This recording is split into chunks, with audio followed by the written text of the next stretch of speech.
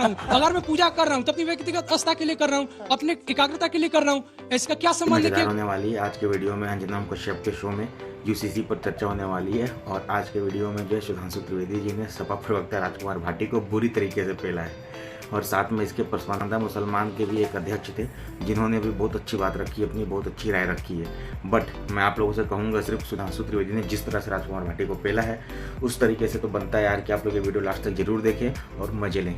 तो चलिए दोस्तों, वीडियो को शुरू करते हैं, बने रहिएगा वीडियो में लास्ट तक। और हाँ दोस्तों, अगर अभी तक आपने चैनल को सब्सक्राइब नहीं किया है तो तुरंत जाके सब्सक्राइब करें। चलिए दोस्तों, वीडियो शुरू करते हैं।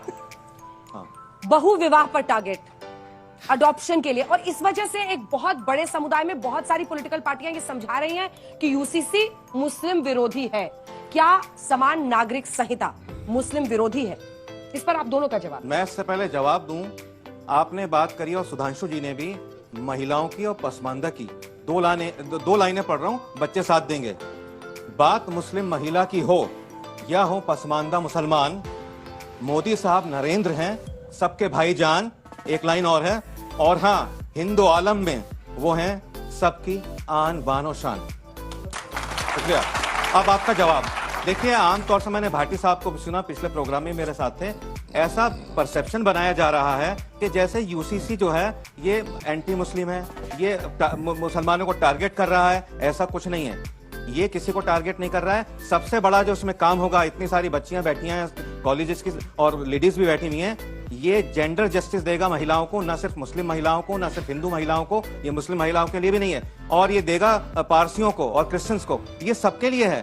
ये ढीला पंथा कांग्रेस का कि 75 साल से ये उसमें अलमारी में पड़ा रहा, 1949 से। अब ये एक कर्मठ प्रधानमंत्री है जिसने इतने सारे इश्यूज सॉल्व कर दिए, चाहे वो 370 हो, ट्रिपल तलाक चली गई, और चाहे वो राम मंदिर का मसला हो या कोई भी मसला हो। तो मेरे कहने का मकसद ये है कि ज्यादा वावेला मचाने की जरूरत नहीं है, ज्यादा बवंडर ना मचाएं।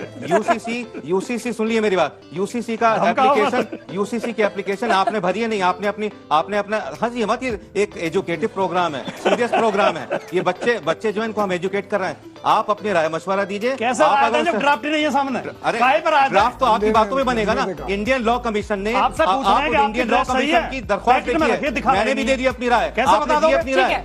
अरे 9 लाख से ज्यादा एक ही शादी की इजाजत हो। बिल्कुल, देखो आप तो मैं फंस नहीं रही हूँ, मैं आपको फंसा रही हूँ उल्टा। मैं आपको फंसा रही हूँ। अभी इन्होंने कहा, फिरोज साहब ने कहा आप रायता मत डालिए, मुस्लिम महिलाओं को न्याय मिलेगा। आप कैसे कह सकते हो? आप जब आपने ड्राफ्ट देखा नहीं है। भागिए मत, भागी साहब इधर देखिए। स्पेसिफिक क्वेश्चन, कोई मुस्लिम महिला नहीं कह सकती हो? कोई है मुस्लिम महिला? मैं बता हर दूं, पुरुष को सिर्फ एक शादी की इजाजत हो। ना प्रॉपर्टी। मिस्टर फिरोज वक्त लगातार मत बोला कीजिए please sir, it's a request. हर पुरुष को एक शादी की देश में इजाजत हो, इस पर राजकुमार भाटी या फिर समाजवादी पार्टी का क्या स्टैंड है? स्पेसिफिक आपने पूछा था, स्पेसिफिक बात मैंने पूछी। मैंने अभी आपको एक उदाहरण दिया कि गोवा में ऐसा कानून है और आदिवासी समुदाय में बहुत जगह ऐसे यूसीसी में परंपरा हो जाएगा कि वो कई शादी कर सकते हैं। ठीक है, ऐसा नहीं। जब हम निशाना साधते हैं, हम ये सोच कर निशाना साधते हैं कि केवल मुसलमान करते हैं बहुविवाह। नहीं, हालांकि मुसलमानों में भी अब बहुत कम हो चुका है। इस्लाम धर्म अपनाकर फिर शादी कर लेते हैं। मुसलमान में जो पढ़े लिखे लोग हैं, जो शिक्षित, पुनः पूछ रही हूँ, मैं इसका विरोधी हूँ, मैं इसका विरोधी हूँ। विरोध होना चाहिए। लेकिन दो वाक्य और बोल दूं, मुसलमानों में जो पढ़ लिख गए हैं वो ना तो उनके ज्यादा बच्चे पैदा हो रहे हैं, ना वो छोटे बच्चियों की शादी कर रहे हैं। वो मैच्योर करके पढ़ा लिखा के शादी करते हैं, ना बहु विवाह बचा उनमें। लेकिन बाकी जो कर रहे हैं वो भी नहीं होना चाहिए, ठीक है नहीं। लेकिन हम ये तो हम इस अगर ये कहें केवल इसके लिए आ रहा तो पहले तभी तो कह पाएंगे जब हमें पता होगा इसमें क्या क्या है। ये सपा की तकलीफ नहीं है। मैं आपको बता दूं, एक बात शादी एक ही सही रहती है, ना 2 ना 4 ना कुछ। तो वही बात मैंने कही थी, आप भी वही कह रहे हैं। मैं कहाँ कह रहा हूँ?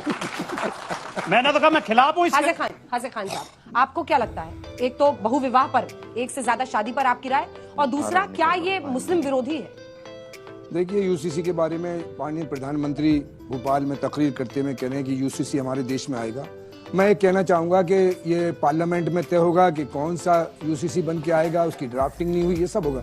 लेकिन भारतीय जनता पार्टी अब तक ये करी है कि दिलों में आग, लबों पर गुलाब रखते हैं, ये सब अपने चेहरे पे दोहरे नकाब रखती है। मैं आपकी एक बहुब्याह और छोटे बच्चों की शादी के बारे में बता दूं, कुरान में अल्लाह ताला ने कहा है कि ए आदम की औलाद, तुम्हें जो औरतें पसंद हो उनसे तुम 2-2, 3-3, 4-4 निकाह कर सकते हो।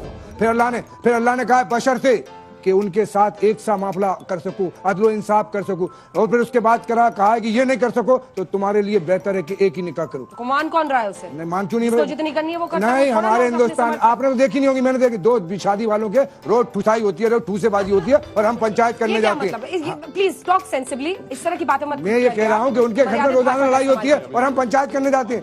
इस शादी तो करना आसान, यही तो बंद करना है ना। बंद की से पहले से आप कहा। कौन होते हैं पंचायती करने वाले किसी के निकाह में? निकाह नहीं, जब नहीं उनके घर में कोई झगड़ा हो जाता है तो हम जाते हैं, लड़ाई बुलाया जाता है हमको, ऐसे नहीं पंच होना बुलाया चाहिए ना। जाता है। ये आप कौन है? बात रही कि इस्लाम ने कहा है कि बलोगत के बाद शादी। दूसरी यूसीसी के बारे में पिछला जो 21वां लॉ कमीशन था उसने कहा कि हमारे मुल्क में इसकी जरूरत नहीं है। वो भी तो संविधान के जानकार थे जिनकी 2016 में मोदी जी ने बनाया था, मैंने नहीं बनाया था वो, और 2018 में उसने रिपोर्ट दी, और 2022 में क्योंकि आप लागू करना चाहते हो, अरे करो उसको, पहले ड्राफ्ट के बारे में आप ड्राफ्टिंग करके लाओ। उसमें हमारे मुल्क में 8 मज़ाहिब के लोग। लगातार मत बोलिए mister Firoz, please I am requesting you. हम शाउटिंग मैच नहीं करते आज तक। दूसरे चैनल पे चिल्लाना हो एक साथ चिल्लाइएगा। एक व्यक्ति एक बार में बोले तभी दर्शक सुन पाते हैं। अंजना जी, हमारे मुल्क की खूबसूरती है, हमारा मुल्क दुनिया में सेकुलर है, और इसलिए है कि यहाँ 8 मज़ाहिब के लोग 75 साल से शांति के साथ रह रहे हैं। और यहाँ एक मिनट बात, मेरे सवाल का तो जवाब ही नहीं दे रहे। यूसीसी से क्या हो जाएगा? हमें कोई एतराज नहीं। यूसीसी का पहले तो वो ड्राफ्ट आए ना, ड्राफ्ट आएगा तो कौन एतराज करेगा? सिख करते हैं, बौद्ध करते हैं, मुसलमान करते हैं, क्रिश्चियन करते हैं, वो तो बाद में होगी। लेकिन हम ये कह रहे हैं कि 9 साल सरकार थी आपने, 9 साल में क्यों नहीं किया? अचानक जब सरकार 6 महीने 8 महीने चुनाव के रहे तो मोदी जी एक चुनावी सभा में कह रहे हैं अरे भाई पार्लियामेंट में उस पर बहस की जलाई है, उसको हिंदुस्तानियों को मानना होगा, जो भी संविधान बनेगा। मेरा प्रश्न सुधांशु सर से है। महोदय, पहले आप यह बताइए, आप बता रहे थे कब से कि एक चीज एक जाति एकदम, मतलब बीजेपी का सीधा मानना है कि सब एक बराबर है। तो मेरा प्रश्न यह है कि कोई भी मुझे देखता है, मैं अपनी निजी बात कर रहा हूँ, मैं अगर तिलक लगा रहा हूँ, अगर मेरा ये तिलक है या चुरकी है या कोई भी गमछा नहीं आऊँ, ठीक ना? हाँ, तो ये कोई अनुमान कैसे लोग लगा लेते हैं? आप तो बीजेपी वाले हैं, हमसे कई लोग, मैं दयाल सिंह विद्यालय का, मैं महाविद्यालय का, दिल्ली विश्वविद्यालय का हूँ। क्या पढ़ रहे हैं? मैं BA कर रहा हूँ। किस सब्जेक्ट में? Political science. तो ये सामने वाले की आकांक्षा ऐसी क्यों होती है कि ये बीजेपी का ही समर्थक है? ऐसा क्यों है? कहीं ना कहीं तो जातिवाद हो रहा है। आप उनसे पूछ रहे हैं? जी, ऐसा हो क्यों रहा है? सामने वाले ऐसी आकांक्षाएं क्यों लगा रहे हैं कि ये मतलब, तो आपको ये अच्छा लगता है, बुरा लगता है? ये मुझे बुरा लगता है। अगर मैं तिलक लगा रहा हूँ तो मैं बीजेपी का समर्थक कैसे हो सकता हूँ? मैं आपको बात बता रहा हूँ, नहीं हो सकते हैं, नहीं हो सकते हैं भाई, किसी भी पार्टी के हो सकते हैं। हाँ, ये मैं इसके लिए तो पूर्ण स्वतंत्र हूँ। भाई अजीब समस्या है, थोड़ी समस्या कारण और विचित्र कुछ है। नहीं है कि अभी भी मैकाले और मार्क्स की मानसिकता इस कदर दिमाग में भरी हुई है कि मॉडर्न आदमी सोच ही नहीं सकता कोई कि मॉडर्न तिलक लगाए होगा या मॉडर्न महिला साड़ी पहने हुए बिंदी लगाए हुए होगी। ये जो गुलामी की मानसिकता है इस अमृत काल में निकलने की जरूरत है। इसलिए मैं आपसे कहना चाहता हूं, आज एक बहुत बड़ा वर्ग भारत में, खासकर इंटेलेक्चुअल क्लास जो अपने को कहता है लुटियन जोन का, उसके दिमाग में जानते क्या है कि वेशवाणी, तत्व, दर्शन, दूसरों का यह सभी ले, विकृति को हम ग्रहण करते, निज प्रकृति को आज भूले, इस विदेशी नकल को अब अस्मिता क्या मान ले हम?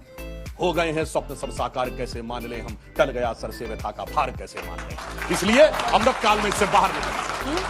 ये तुम्हें लगता है कि इसकी वजह से, इसके रंग की वजह से ज्यादा? ऐसा मुझे ऐसा व्यक्तिगत रूप से लगता है कि निजी अनुभव है। लेकिन आप हमेशा इसको जी, मैं वाराणसी से हूँ, मेरी प्रारंभिक शिक्षा सेंट्रल स्कूल CHS BHU से हुई है, तो मेरा शुरू से यही रहा है। मेरे तो आप चाहते हैं कि बीजेपी से आपको ना जोड़ा जाए? ना, ऐसा क्या मतलब, ये क्या प्रमाण है कि आपको ना दिए है कि भाई मेरा सीधा स्टैंड कि अगर मैं टीका लगा रहा हूँ, अगर मैं पूजा कर रहा हूँ तो अपनी व्यक्तिगत आस्था के लिए कर रहा हूँ, अपने एकाग्रता के लिए कर रहा हूँ। इसका क्या संबंध है कि अगर मैं मतलब ब्राह्मण हूँ या जो भी हूँ तो मैं मेरा बीजेपी से संबंध हो गया, बीजेपी हूँ?